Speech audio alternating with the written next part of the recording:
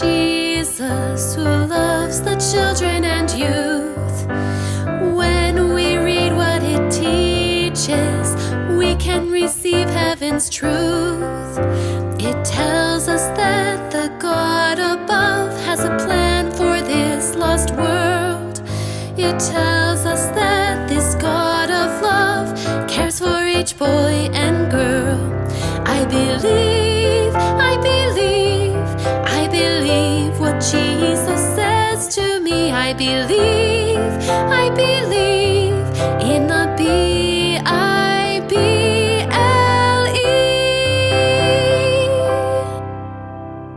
Hi friends, my name is Jonathan. And I'm his sister Michelle. Welcome to our program, I Believe, where we will learn all the basic beliefs of the Seventh-day Adventist Church. Today, we are going to be talking about death and resurrection. I really want to talk about this topic because our abuela died a few years ago and I miss her so much. You know, we were not really created to die. Do you remember that when God created the world, He gave Adam and Eve a special tree, which He placed in the middle of the garden? Yeah, it was the tree of life. When they ate the fruit, it would allow them to live forever. There was another tree in the garden too. Adam and Eve were given a warning about this tree. But of the tree of the knowledge of good and evil, you shall not eat. For in the day that you eat of it, you shall surely die. It's pretty clear that death is the consequence of sin. Jesus began to share His plan to redeem us from sin and death in Genesis 3:15. But the plan is best summarized in John 3:16. That's the one that says, "For God so loved the world that He gave His only begotten Son, that whosoever believes in Him should not perish but have everlasting life." The cost to God and His Son would be immeasurable. Yet they were willing to set this plan in motion because of their love for you and me. Jesus' plan to save us gives us hope that is bigger than grief and sin. So what exactly is death? Well, basically, it's creation in reverse. At creation, God made the first human being out of chemical elements that were in the soil. Carbon, hydrogen, oxygen, and nitrogen. He breathed life into man, and the man became alive. When your life stops, you are no longer alive. You turn back into dirt. That makes sense. I've heard people say that when you die, you go to heaven. Is that true? The Bible is very clear about this. In Ecclesiastes 9, it says, "For the living know that they will die, but the dead know nothing." If you don't know anything, you wouldn't be in heaven, but sleeping in your grave. That's true. When Jesus was on earth and his friend Lazarus died, He did mention that Lazarus was sleeping. So everyone that has died so far has died the first death. That's what will eventually happen to everyone who isn't alive at the time of Jesus' second coming. So can you explain resurrection to me? Resurrection means coming back to life. At the second coming of Jesus, God breathes life back into everyone who died believing that Jesus died for their sins. All the righteous go with Jesus to heaven. All the ones who rejected Jesus will be dead on earth. So if there is a first death, there must be a second. For sure, the second death is after the second coming of Jesus and the millennium. God resurrects all the sinful people from the first death, and He pronounces judgment on them. They have chosen to reject eternal life. At that time, 100% of sinners die. The second death lasts forever and is complete and permanent. When all the sinners are destroyed in the lake of fire, death goes into the fire too. The Bible says death and Hades were thrown into the lake of fire. The lake of fire is the second death. It also says the last enemy to be destroyed is death. This means nothing and no one will ever die again. All sadness, pain, and suffering are gone forever. For everyone who believes in Jesus and is faithful to Him, it's all about life from then on, forever and ever. That is good news. I can't wait. Our belief talks about death and resurrection. The wages of sin is death, an unconscious state like sleep. In mercy, he lets our loved ones rest. A watch over their graves he keeps. But soon the day will come when the dead in Christ will rise, shining brighter than the sun. They'll go where no one dies.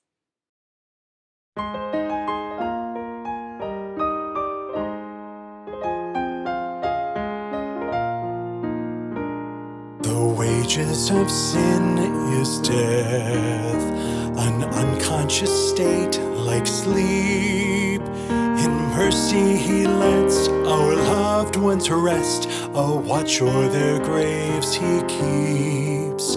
But soon the day will come when the dead in Christ will rise, shining brighter than the sun. They'll go where no one dies, shining brighter than the sun. They'll go where no one dies. The wages of sin is death, an unconscious state like sleep. In mercy he lets our loved ones rest, a watch o'er their graves he keeps. But soon the day will come when the dead in Christ will rise, shining brighter than the sun. They'll go where no one dies, shining brighter than the sun. They'll go where no one dies.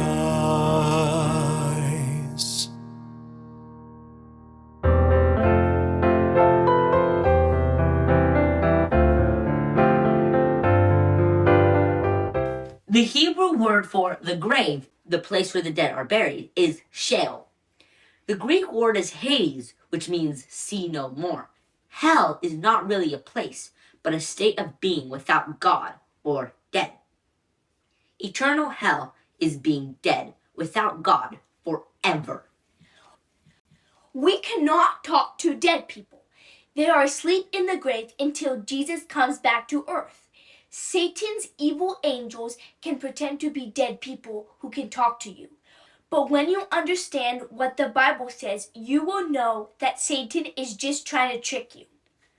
It is really important to stay away from witchcraft, wizardry, and sorcery because Satan is trying to trick people into believing his lies too. For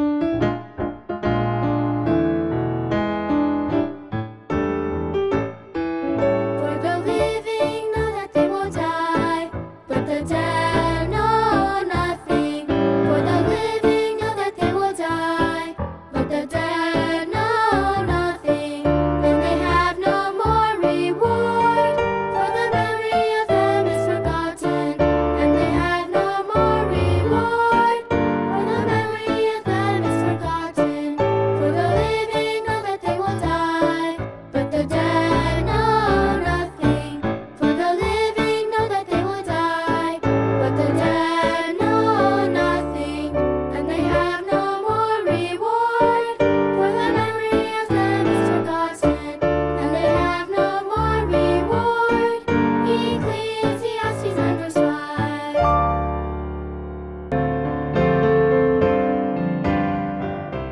In today's Science Corner, we will make an egg float.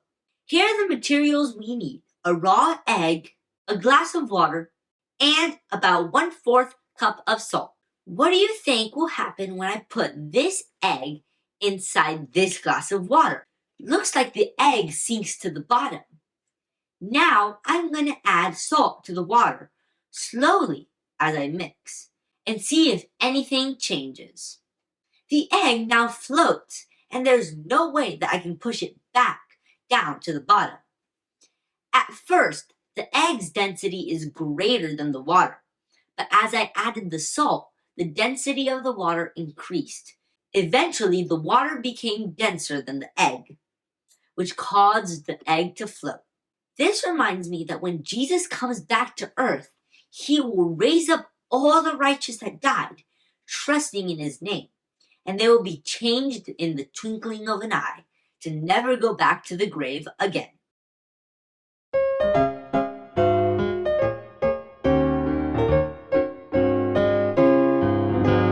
I do not want you to be ignorant, brethren, concerning those who have fallen asleep. Lest you sorrow as others who have no hope, as others who have no hope. For if we believe that Jesus died and rose again, even so, God will be with him, those who sleep in Jesus. But I do not want you to be ignorant, brethren, concerning those who have fallen asleep, lest you sorrow as others who have no hope. 1 Thessalonians 4:13 and 14.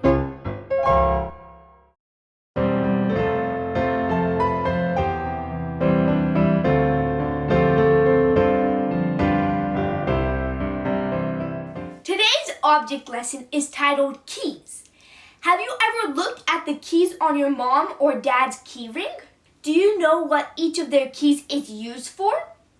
We use keys to open locks, and many keys are made from metal. Where are some of the places that we put locks?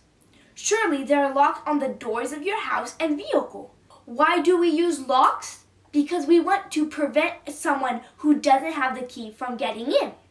Of course, locks cannot be a perfect guarantee of security, and some locks are much easier to break into than others. But still, our intention when using a lock is to block anyone who doesn't have the key. Now let's think about death. When someone dies, can you make him alive again? Can anybody? No, of course not. When people die, it's like they're locked away and no one can get to them.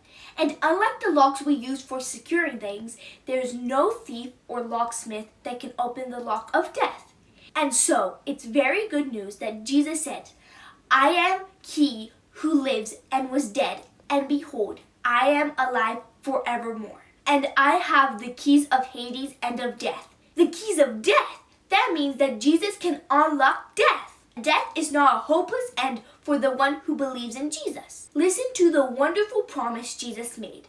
And this is the will of him who sent me, that everyone who sees the Son and believes in him may have everlasting life, and I will raise him up at the last day.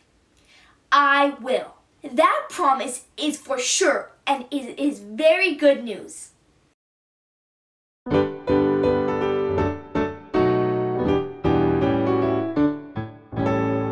who are in the graves will hear his voice and come forth. All who are in the graves will hear his voice and come forth. Those who have done good to the resurrection of life, and those who have done evil to the resurrection of condemnation. All who are in the graves will hear his voice and come forth.